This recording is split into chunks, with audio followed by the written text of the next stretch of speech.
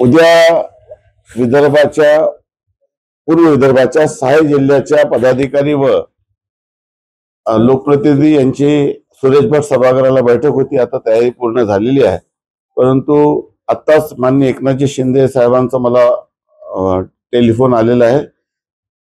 खरं म्हणजे आज मुंबईला मी गेलो नाही, कारण की उद्याच्या कार्यक्रमाच्या तयारीसाठी मी इथं थांबलो होतो, परंतु आता नुकतंच त्यांच्याकडून निरोप आलेला आहे की उद्या सर्व मंत्र्यांनी वेगवेगळ्या जिल्ह्यामध्ये जे पाऊस झालेला आहे त्याच्यामुळे जे शेतकऱ्यांचं नुकसान झालेलं आहे, तर सर्व शेतकऱ्यांच्या नुकसानाची पाहणी करावी आणि प्रत्येक मंत्र्यांनी वेगवेगळ्या जिल्ह्यात जाऊन शेती पिकाची पाहणी करावी, अशा पद्धतीचे निर्देश आत्ताच मला 5 मिनिटापूर्वी प्राप्त झालेले आहे।